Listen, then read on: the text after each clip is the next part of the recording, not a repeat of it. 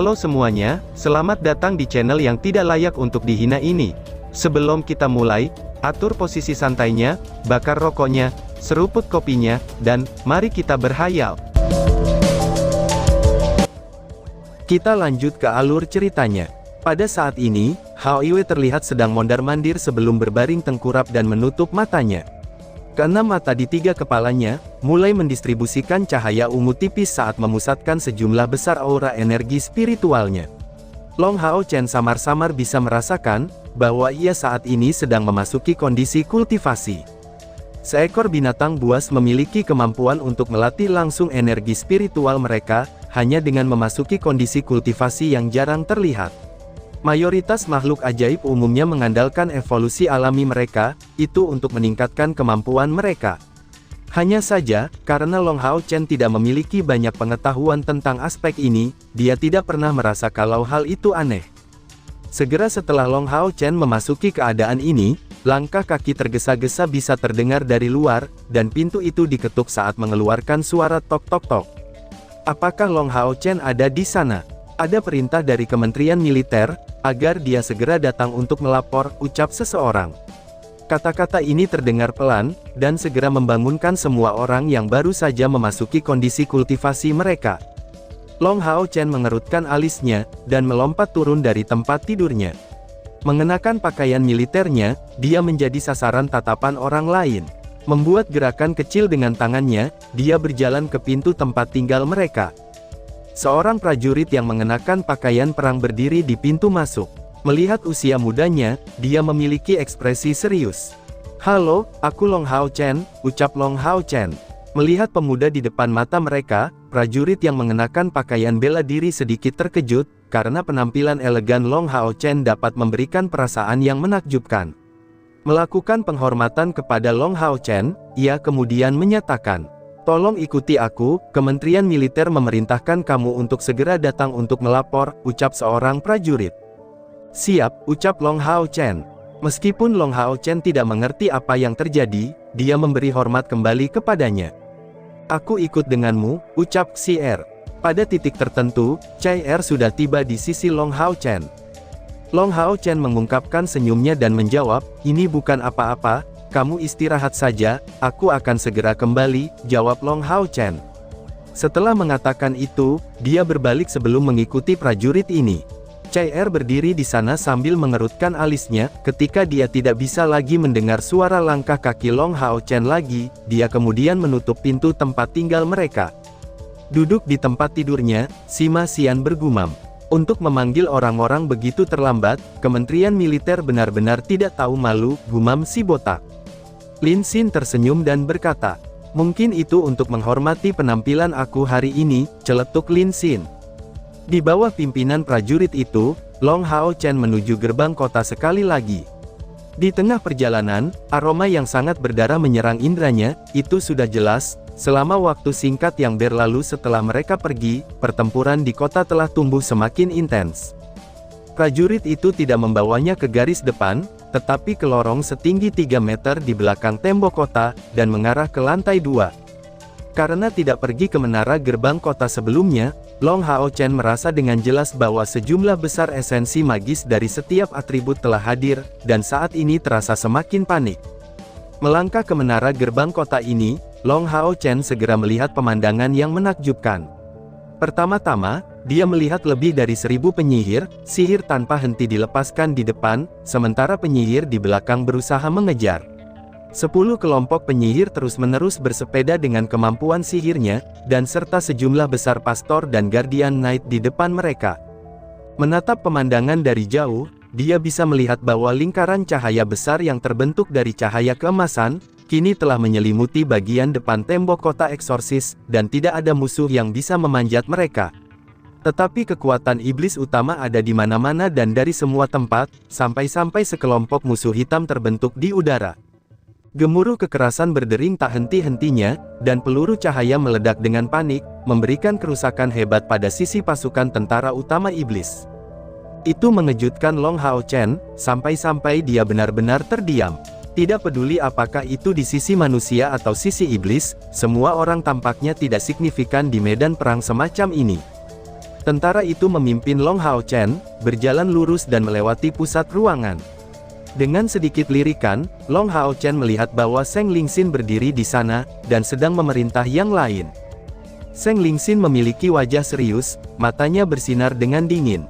Bahkan jika masih ada jarak 10 meter yang memisahkan mereka, Long Hao Chen bisa merasakan niat membunuh yang luar biasa. Setidaknya, ada selusin komandan berdiri di sampingnya, dan masing-masing komandan melepaskan aura yang sangat kuat.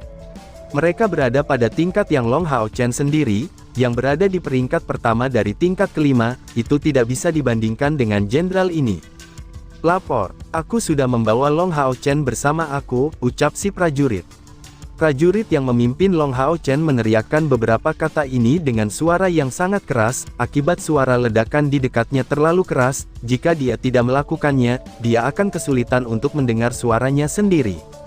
Zheng Lingxin memalingkan matanya sedikit, lalu melirik Long Hao Chen sebelum membungkuk ke depan, dan segera mengirimkan pesanan. Pergi ke sisinya, Long Hao Chen berdiri tegak, dan memberi hormat kepada Zheng Lingxin. Zheng Lingxin tidak memberinya pandangan sekilas, dan terus memerintahkan para penjaga. Panggil tim Airborne Knight untuk kembali agar beristirahat, dan kemudian mengatur ulang. Tim summoner yang dapat memanggil binatang ajaib terbang, suruh mereka bersiap-siap untuk menggantikan mereka sebentar lagi, ucap Zheng Lingxin. Lapor pemimpin, pasukan Bloody Angels Knight Squadron sudah siap, ucap seorang prajurit lain.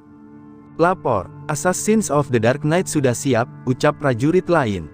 Mata Zheng Lingxin menyala, sambil melihat ke sisinya sebelum berkata, "Gantikan aku dalam melakukan perlawanan, iblis-iblis ini terus tumbuh, dan mereka tidak akan menyerah kecuali kita merugikan mereka," ucap Zheng Lingxin. "Pemimpin, kemana kamu akan pergi?" tanya sang komandan sambil memandang Zheng Lingxin dengan wajah terkejut. Zheng Lingxin mengangguk dan berkata, "Dalam kapasitasku sebagai panglima, tidak bisakah aku meningkatkan moral para prajurit? Aku percaya, cara itulah yang harus aku lakukan saat ini," jawab Zheng Lingxin. "Lan Yan Yu," ucap Zheng Lingxin dengan suara nyaring. "Bawahan ini ada di sana," balas Lan Yan Yu yang mengenakan gaun penyihir biru berair, dan melangkah maju ke arahnya dari posisi terdekat. Saat melihatnya, Long Hao Chen tidak bisa membantu, tetapi merasa terguncang. Orang ini adalah Ibu Chai Er, jadi ketika dia memikirkan adegan di mana dia terlihat oleh Lan Yan Yu ini, di saat ia sedang berbagi tempat tidur dengan Chai Er, Long Hao Chen tidak bisa membantu, tetapi merasa canggung. Sedikit membungkuk ke depan, dia memberi hormat padanya. Lan Yan Yu tidak memberi Long Hao Chen satu tatapan pun, dia hanya memberi Zheng Lingxin tatapan prihatin. Zheng Lingxin berkata dengan suara yang dalam, "Beberapa saat kemudian, aku akan memimpin para Brilliant Angels dan Assassins of the Dark Knight untuk bergegas dan membunuh musuh di depan. Setelah aku keluar, resimen penyihir tidak lagi harus menghemat kekuatan sihir mereka, lalu segera perintahkan mereka untuk melindungi kedua sisi kita sambil menggunakan meriam ajaib untuk menutupi kita, dan juga, beritahu kepada kelompok tetua Brother Gao, bahwa mereka harus siap untuk memberikan dukungan kapan saja," ucap Zheng Lingxin. "Ya," jawab Lan Yan Yu segera sambil mengambil tongkatnya, dan sedikit membungkuk untuk memberi hormat penyihir. Zheng Lingxin melirik Long Hao Chen. "Ikut denganku," ucap Zheng Lingxin. Suaranya sangat dingin, tetapi sangat berbeda. Itu terdengar seperti embusan angin dingin yang berhembus di musim panas. Meskipun itu cukup dingin, nada ini membangkitkan semangat juangnya, dan khususnya membangunkan kesadarannya. Dengan satu kalimat, Zheng Lingxin berbalik dan mengambil langkah besar, tetapi tanpa diduga, tidak ada tentara yang menemaninya. Meskipun Long Hao Chen tidak tahu mengapa Zheng Lingxin tiba-tiba memanggilnya, Zheng Lingxin ini adalah komandan tertinggi perbatasan pegunungan pengusir iblis ini, bagaimana bisa Long Hao Chen melanggar perintahnya? Segera bergegas, ia mengikuti dengan langkah besar. Sebelumnya, Long Hao Chen berjalan ke lantai atas, lalu tiba di atas tembok di perbatasan kota, tapi sekarang, Zheng Lingxin membimbingnya menuju pusat pas Gunung Eksorsis. Setelah turun dari sana, area besar yang terkonsentrasi dengan pasukan besar muncul. Sudah larut malam, malam tanpa bulan, dan hanya dipenuhi oleh cahaya ajaib yang kadang-kadang membawa sedikit kecerahan ke kota. Dengan bantuan cahaya ini, Long Hao Chen samar-samar melihatnya, bahwa di ruang di bawah ini, area yang luas tampaknya berkilauan dengan luster logam. Gerakan Seng Lingxin tampak lambat, tetapi Long Hao Chen perlu berlari untuk mengejarnya. Dia memperhatikan bahwa setiap langkah yang diambil Seng Lingxin, itu tampaknya mencakup jarak yang sangat besar, dan membuatnya tampak seolah-olah dia sedang meluncur di tanah. Di bawah menara gerbang kota, Long Hao Chen memadatkan energi spiritualnya di dalam matanya, dan segera mengambil napas dalam-dalam. Di bawah stimulasi energi spiritualnya, matanya memiliki perasaan misterius. Segala sesuatu dalam garis pandangannya itu tampak sangat berbeda, dan pada saat ini, dia akhirnya bisa melihat identitas kilau logam itu secara detail. Itu sebenarnya berasal dari kuda besar dan agung, yang mengenakan baju besi hitam tebal. Baju besi itu seolah-olah bisa membungkus tubuh mereka di dalamnya. Kuda yang jangkung ini juga sangat kuat, jika dilihat dalam penampilannya. Tingginya hampir 3 meter, panjangnya melebihi 5 meter, dan bangunan perang ini memiliki penampilan yang megah. Ini adalah pertama kalinya Long Hao Chen melihat kuda yang mengesankan. Demikian pula dengan para ksatria yang memasang kuda-kuda ini, yang terlihat sangat kuat. Mereka setidaknya 2 meter, dan mengenakan baju besi hitam berat. Pengawal mereka, yang tampaknya terkait dengan armor kuda perang ini, menciptakan perasaan bahwa pria dan kuda itu membentuk satu kesatuan. Yang paling aneh adalah, bahwa di belakang para ksatria tinggi ini ada 2 sayap besar sekitar 3 meter panjangnya. Mereka tampak seolah-olah terbuat dari logam lengkap, dan pada baju besi di punggung ksatria yang berdiri itu terpasang pedang berat, yang menunjuk ke depan menuju cakrawala. Setiap ksatria memiliki pedang berat, dan panjangnya sekitar 3 meter di tangannya, pegangannya menempati sepertiga dari seluruh ruang.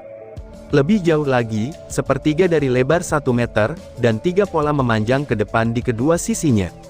Bilahnya sehalus air, dan membawa sutra merah. Pada saat itu, sejumlah besar prajurit berjalan di tangga yang dekat kuda-kuda besar ini, itu sudah jelas, banyak staf yang perlu bekerja bersama untuk mengenakan ksatria seperti itu. Karena itu malam yang dalam, Long Hao Chen tidak dapat melihat dengan jelas berapa banyak ksatria ini yang hadir. Tapi dia samar-samar bisa melihatnya, bahwa pada masing-masing kuda tinggi ini ada orang yang duduk di atasnya. Hanya saja, mereka tampak kurang mengesankan dan lebih kurus dari para ksatria ini, dan tampaknya benar-benar disembunyikan oleh tokoh-tokoh ksatria yang agung. Seng Lingxin membawa Long Hao Chen untuk berdiri di depan pasukan, dan mengangkat tangan kanannya. Segera, cahaya terang terangkat yang menerangi lanskap gelap. Segera, para ksatria yang semula masih sedikit berisik ini, kini benar-benar menjadi tenang. Kuda-kuda yang besar berdiri dalam formasi yang rapi, karena garis pandangnya terhalang oleh fakta bahwa dia berdiri di tanah. Long Hao Chen tidak dapat melihat dengan jelas berapa banyak orang yang ada di sana.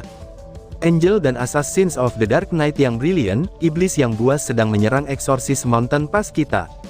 Selama 1000 tahun terakhir, kami tidak pernah kehilangan tanah air kami karena musuh jenis apapun. Jenderal ini akan berdiri di garis depan, agar dapat menghentikan jalan berdarah keluar dari medan perang ini, dan mengincar pemimpin mereka, ucap Seng Lingxin. Tang tang tang, 3 suara logam pecah pada saat bersamaan. Tak satu pun dari para ksatria berbicara, keseluruhan pasukan menggunakan pedang berat di tangan mereka sendiri, untuk mengalahkan baju besi dada mereka sendiri. Dan tiba-tiba saja bersambung. Sekian dan terima kasih banyak.